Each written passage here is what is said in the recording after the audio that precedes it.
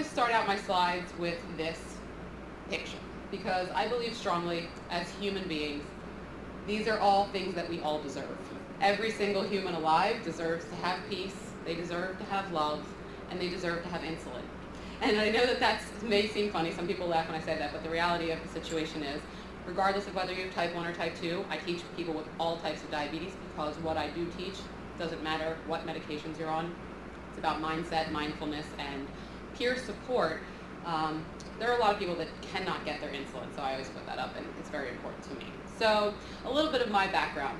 My path started when I was 9 years old. I was diagnosed with type 1 diabetes, and much like many people when they're diagnosed, well, back then, as many of you may know, some of you are young, may not know, but there was no internet. We didn't have Google. We didn't have any search engines. We didn't have anything. We just had what the doctors told us, which for me was pretty horrifying.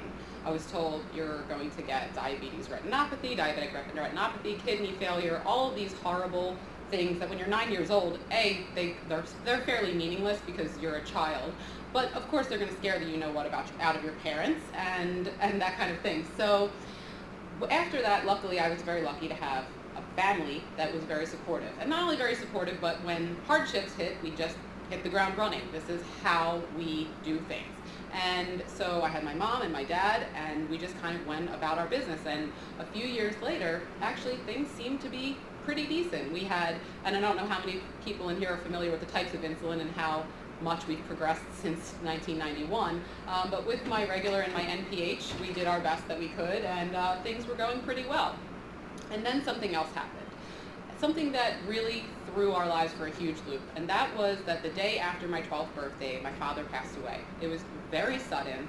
He had heart disease. He went into Hahnemann Hospital, which is in Philadelphia, where I'm from, to have a quadruple bypass surgery, and he never made it out of the hospital. So this all happened so quickly that it kind of just turned our lives upside down. So me being 12 years old, prepubescent, hormones, crazy, and then living with diabetes, that led into a very deep clinical depression that was fueled by a binge eating addiction that by the time I was 13 years old, I weighed over 200 pounds, and I was using food as my way. So this is actually a picture of me at my friend Eddie's bar mitzvah. Eddie and I are the same age, 13 years old, and that's me and my mom, my lovely mother, who's back here with me, who comes to all my talks with me. At Christmas in my giant jumpsuit, that's 14 years old. And the way that this progressed is that through my entire teenage life, I was obese. I was clinically depressed, taking antidepressants. I was feeling hopeless and helpless, and I blamed diabetes for all of it. I blamed diabetes for the way I felt, the way I ate, and the fact that I used food as a comfort. And my A1Cs, by the way, throughout this were horrifying.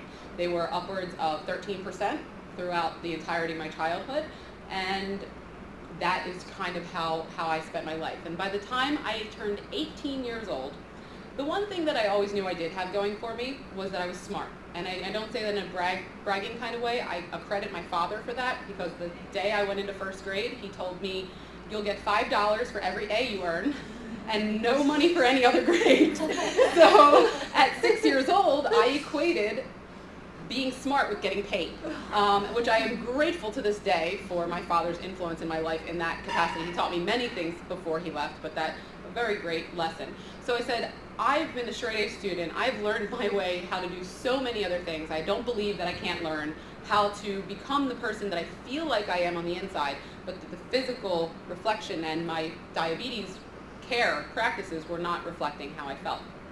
So through tons and tons of personal development, learning, getting my degree in nutrition science, the reality is that I became obsessed with health.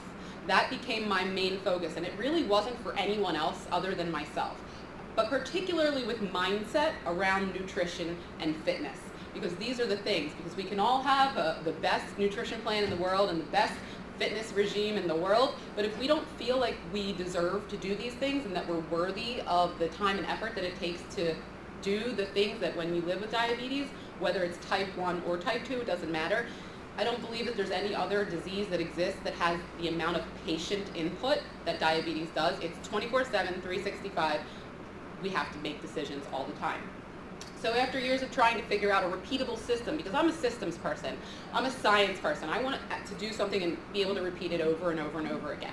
So I figured out a system to finally not just survive with diabetes, because that's what, in my estimation of the thousands of people who I've been privileged to talk to and work with over the last 7 years, most people are just surviving, just about surviving. But I wanted to live happily, healthfully, vibrantly, energetically with diabetes and feel confident in my day-to-day decisions and empowered to make them. So I lost and kept off over 65 pounds, reduced my A1C from 13% or 6 or lower, and this has been this is not just a fluke, I'm always at 6% or lower. Stopped taking antidepressants, began to love exercise, and most importantly, and I say this is most importantly, I finally truly loved myself, and I felt that I was worthy of the love and health throughout the process of all of this change. So this is just a little bit more about me, representing JDRF. T1D looks like me. I'm an athlete. I'm a best-selling author. I wear my diabetes tech proudly. I like to have conversations about it. I've become a #1 bestseller on Amazon. My book is called Unleash Your Inner Diabetes Dominator: How to Change Your Relationship with Your Diabetes for the Better Through Your Choices of Your Powers of Choice, Self-Love, and Community. Because these are the missing pieces after we get the medication. This is what we need to fill the puzzle. So Diabetes Dominator Coaching, where we teach people to develop your diabetes superpowers, mindset, mindfulness, and more. And really what it is taking charge of your relationship with your own diabetes, because each of us has an individual relationship with diabetes. And diabetes is not a book disease, meaning you can't just read a book about endocrinology and have the ability to tell a patient what to do and it's just going to always work, because day to day, hormonally, different things change. Blood sugars fluctuate, cortisol, and every other thing in the world affects the blood sugar, so there's not a one-way street for how to best manage diabetes. So before I move on with my presentation, I want to know about you guys.